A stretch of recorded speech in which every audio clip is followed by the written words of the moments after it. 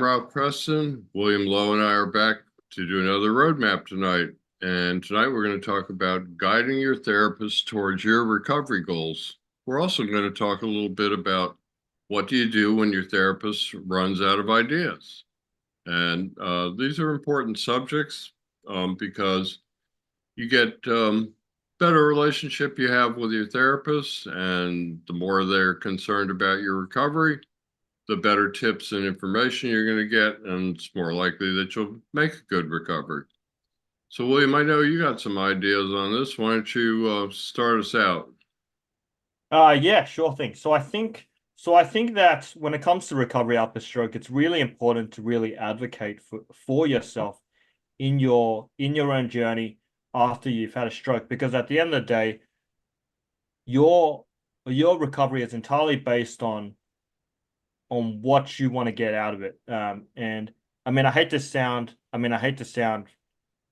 like I'm repeating the same advice, but it is what you put in is what you get out, or what you get in is what you put out. So I think it's really important, especially with the way that therapy is structured around the world, or more so in the United States, where each stroke survivor only gets a limited amount of therapy sessions through insurance, that you make the most out of these sessions. And the way to make the most out of these sessions is to decide as a stroke survivor that you're not going to that you're not going to let your recovery goals be decided by someone else, for example, the hospital, but rather as a stroke survivor, you're going to decide how your best recovery after your stroke is going to look like, and what you want your quality of life to look like after your stroke as well. And the way to do this is to and the way to do this is to actually get in the mode of making sure that you're on the same page as your treating therapist, or as your treating medical practitioner. And why this is important is because most of the time, especially therapists who are treating patients or stroke survivors, most of the time they are treating survivors based off what is in the best interest of the hospital, which is basically making sure that you get discharged and making sure that you go home and you're able to do the basics, such as dress yourself, go to the bathroom, and also eat, and also have some level of independence. And it's not necessarily going to be related to the recovery goals which you want to achieve. And I know for a lot of stroke survivors, these may be things such as regaining independence, being being able to walk around their home without their hand being brought up in a fist like this all the time, and also being able to have some sort of independence in being able to walk without the assistance of an aid, such as a walking cane or a quad cane. And so what tends to happen, at least from what I've been told, when survivors get therapy through insurance, is that there comes a point where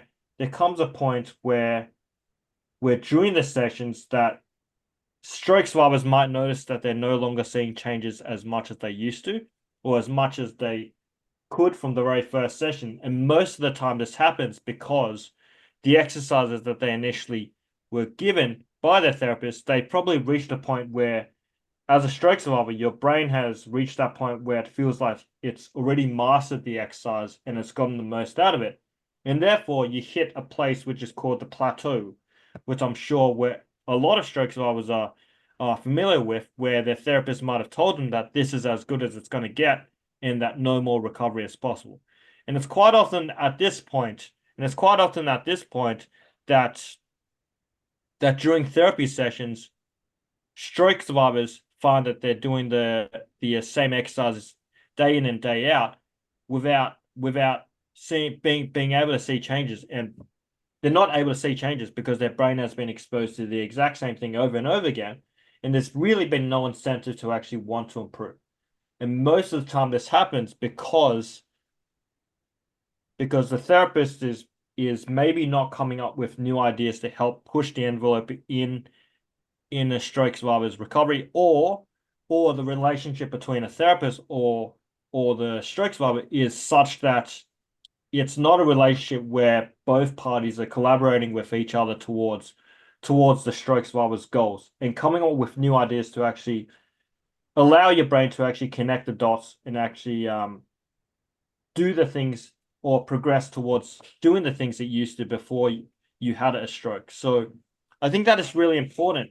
I think that is really important to actually really advocate for yourself in this matter and make sure as a stroke survivor, you're really driving the steering wheel and you're having the control of your recovery because you only get a limited amount of sessions for insurance from what I've been told, maybe 13 or 15 a year.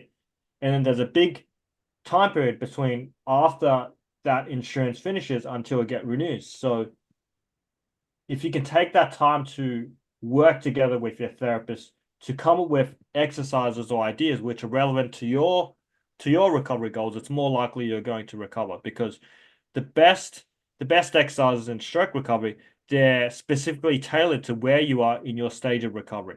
And if you're in a certain stage of recovery after your stroke and you're still doing things which you did maybe like in the first month or two after you had a stroke, then it's no surprise that you're probably not going to be seeing changes as much as you used to because your brain's already been exposed to those things from the past and it's probably already mastered it.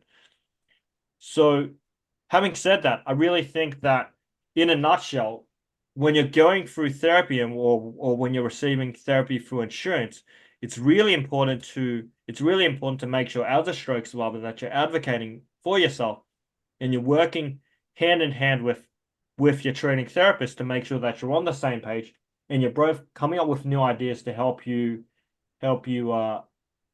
progress in your recovery and continue to see changes in your recovery so you don't hit that plateau where you're not seeing those changes as much as before.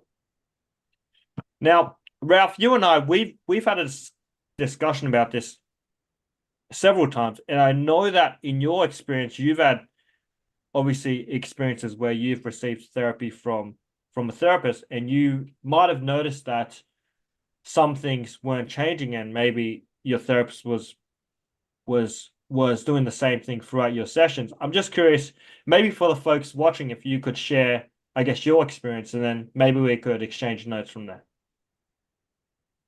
Sure. Yeah, I mean, first of all, back up to what just one thing you said in the beginning about getting better. And, you have to really want to get better in order for that to happen. And basically, what I would say is nobody's going to do it for you. So it's up to you.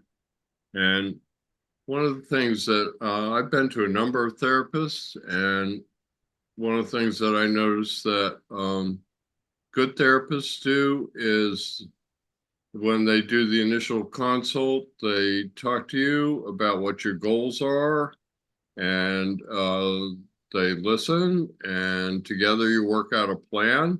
And if you can start there with your therapist, then you have that to reference back to in terms of your relationship. And also, if it gets off track, you can start, in your opinion, you've established a dialogue, and it's something where you can bring up your concerns and see what you can do about it. And you most certainly have to be your own advocate. And another thing I would recommend would be to, for when you run out of insurance, what this series roadmap's all about is, start learning physical therapy. And I did a few things. Well, I did more and more therapy. I wouldn't necessarily drop stuff. I would ask them if there's anything I shouldn't be doing. I would kind of push them, if you will, a little bit. Every session I would say, okay, what's my homework? And should I still be doing all these other things? And they say, just keep doing what you're doing. You go, no, I want to do more. So give me something else to do. If there's something I can drop, fine. If I can't drop anything, then I'll just do more. But I want to keep adding. I want to keep moving ahead. So that's one thing you can do. A lot of times they have, in the US anyway, they have these little sheets. and they sometimes hand you sheets. I personally prefer if they demonstrate the exercise and then let me do it, because then I lock on to it. Sometimes you get home, you look at those sheets and you don't really remember, but that's how to do it, how to start it. So that's something else you can do. But having a plan and talking about it every time you go helps keep the therapist thinking about, well, first of all, it lets them know that you're concerned about your recovery. You do your homework. You show them that you're serious. They'll notice if you do your homework or not. And like I said, I asked for homework, and I asked what else can I do? And well, as I learned things, I didn't necessarily drop them, but I just kept doing things. And if I didn't have enough time, I mixed them up during the day, which is really important, because as we've talked about several times on this series, and still true today, the brain really wants to be challenged. So if you don't mix things up and introduce things that challenge the brain, you're much more likely to plateau. So those are some things. Let's see. What else?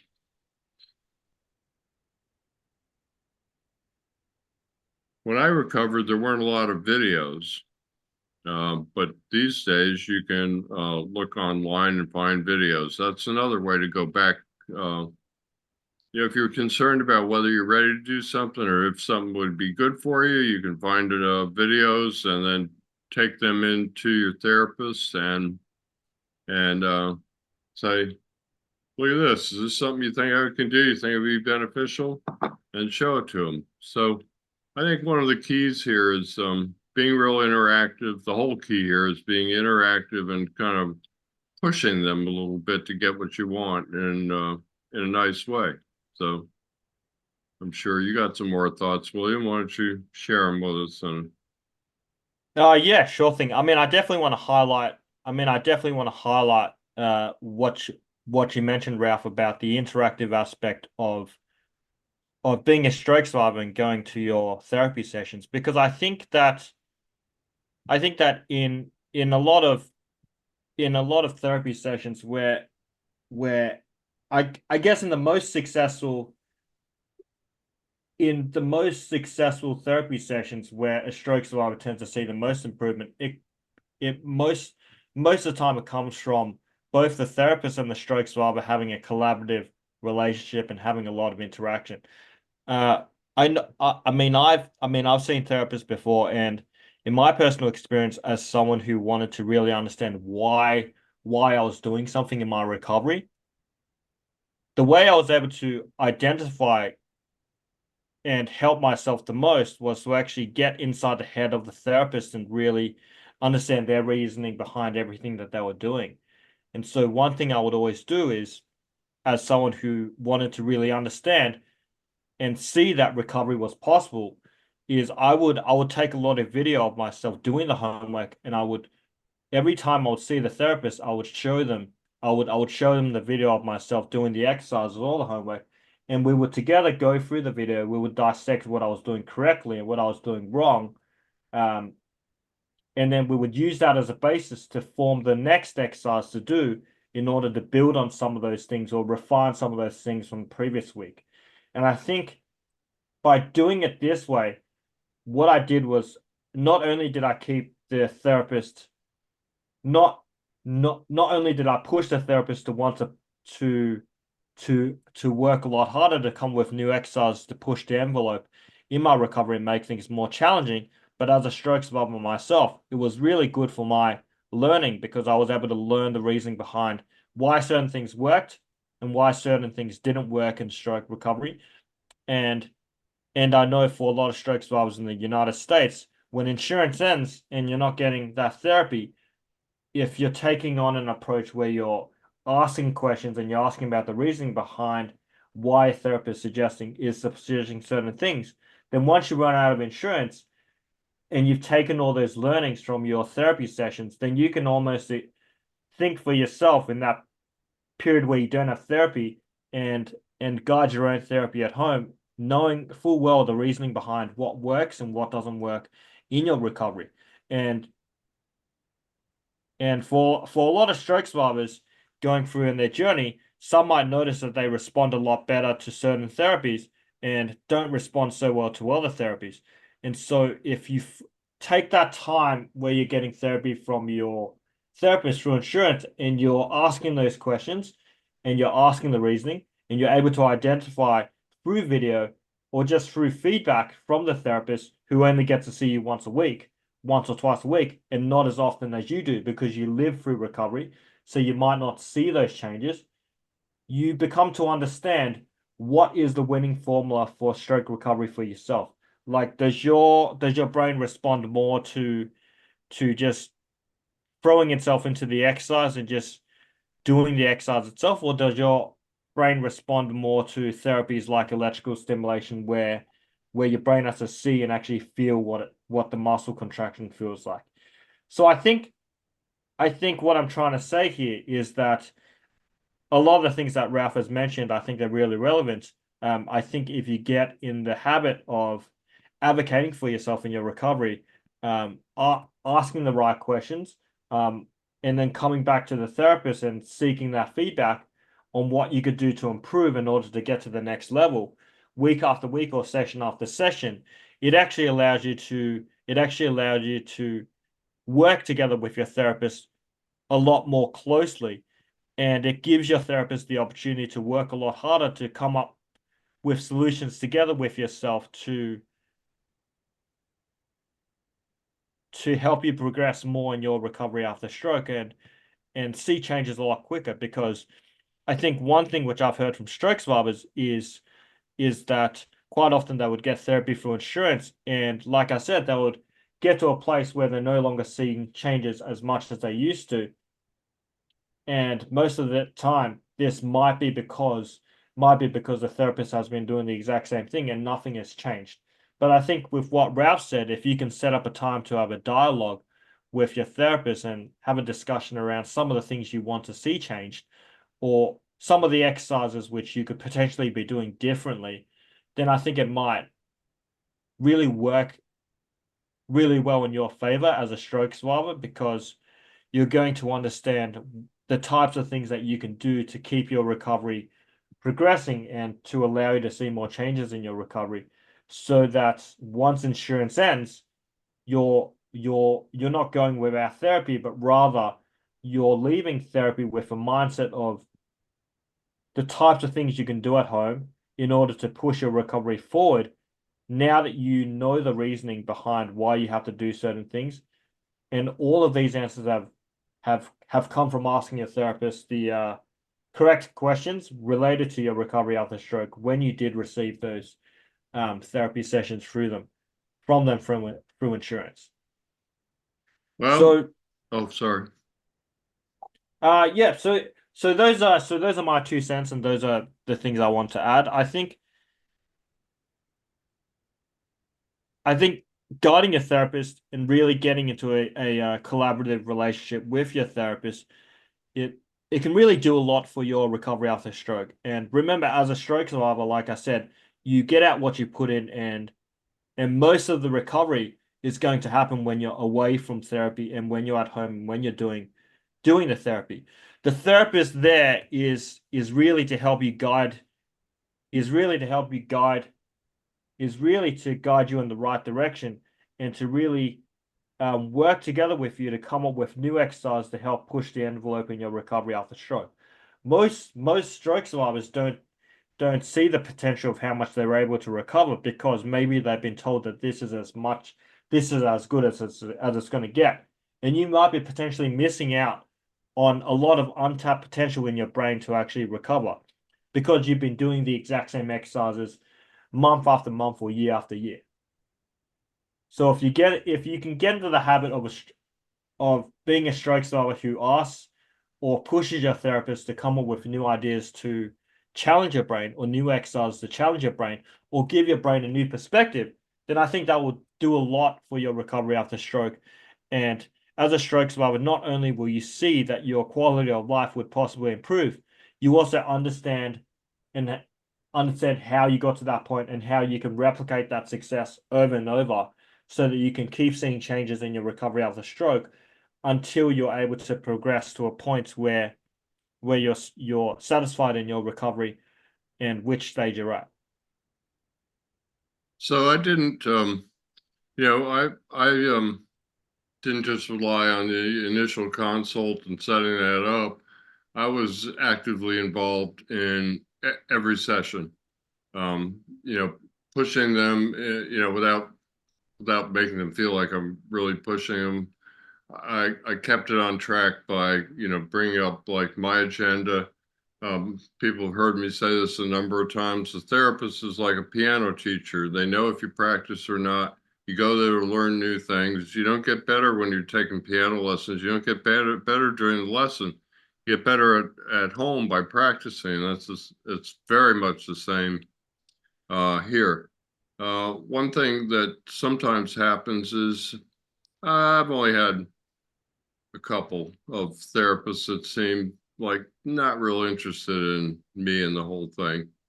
Um, when I first time I went to therapy, I lived in a small town and I didn't like the therapist much, and I disagreed with him on some things that I then verified back at the rehab hospital. And but I didn't really have a choice because I couldn't drive for a while, and even when I could drive, living in a small town out in western North Carolina mountains, it was an hour each way to another therapist. So I became, I started not relying on that therapist that much. I did go there to try and learn things, push them. They also had some things that, well, like steps. You usually got steps at home, but they have the practice steps, and they got half round foam that you can walk on. They have some things that are useful. Um, once I got somebody who didn't seem real interested in me, and but a lot of stroke survivors don't realize this. Your insurance is paying for your therapy.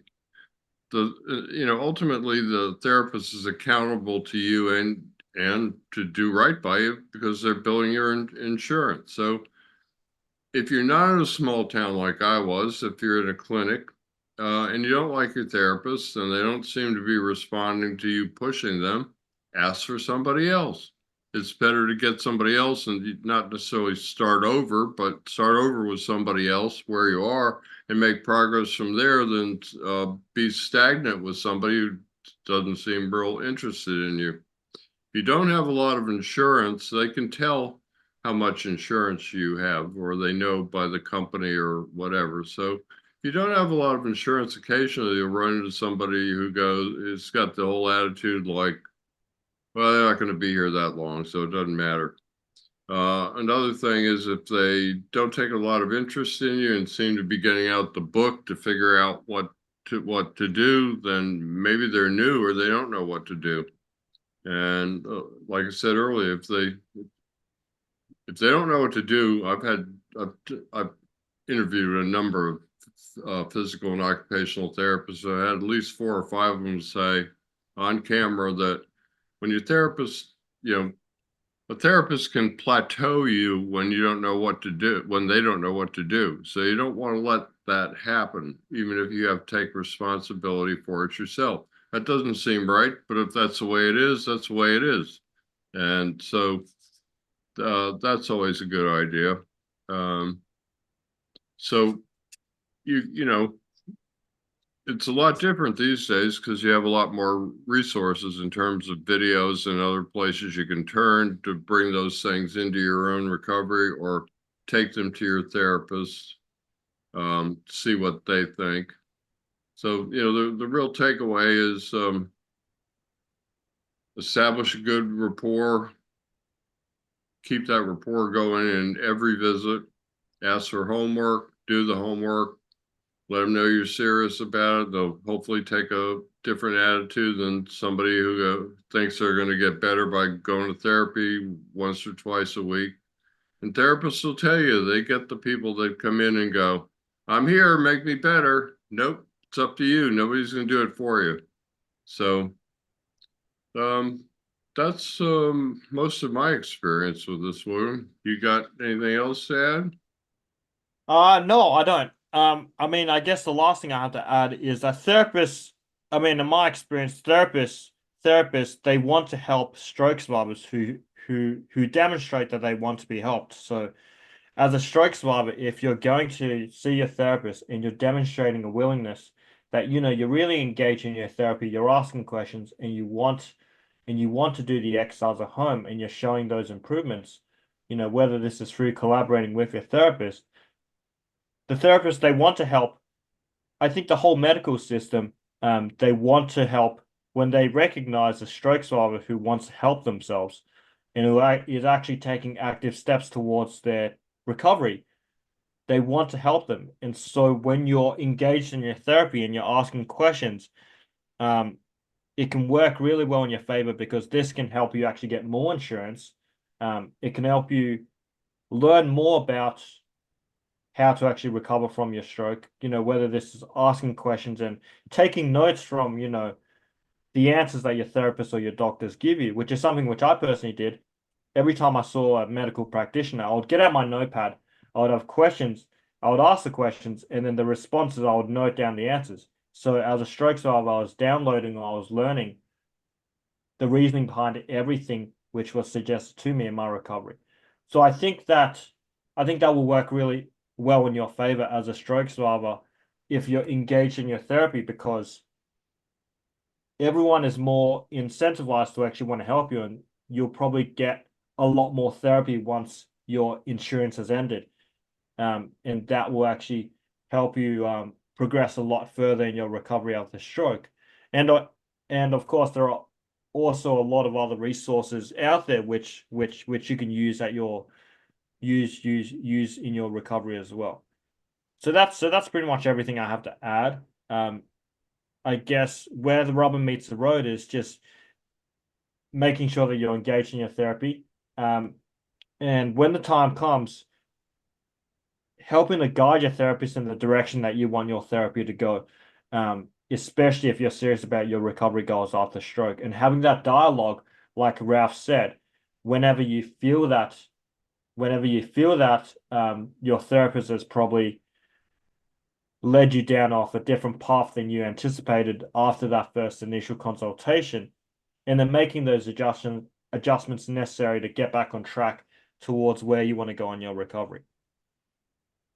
All right. Well, I thought of two more things. Well, based on what you were just talking about, they're brief. And one is, I talked about pushing your therapist and everything. I never went into a therapist with the idea that I was going to have a problem. I always give people the benefit of the doubt. And so I approached it with, okay, I'm going to tell them what I need, and I'm going to allow them to rise to the occasion. If they don't, then I'll do something about it. So I just didn't want to end the whole thing with, you got to do this, you got to do that. Therapists are always a problem because they're not. I've had some wonderful ones. And on that note, they have flexibility as to your insurance. Some insurances may say you get X amount of visits and maybe you're cut off, but a lot of the time they're using some kind of metric or formula to figure out. Basically, there's a sweet spot. If you don't make enough progress, they end your therapy because you're not making any progress. You make too much progress, and I'm not saying you should hold yourself back, then you can get released for well, you're getting better, there's not much more you can do.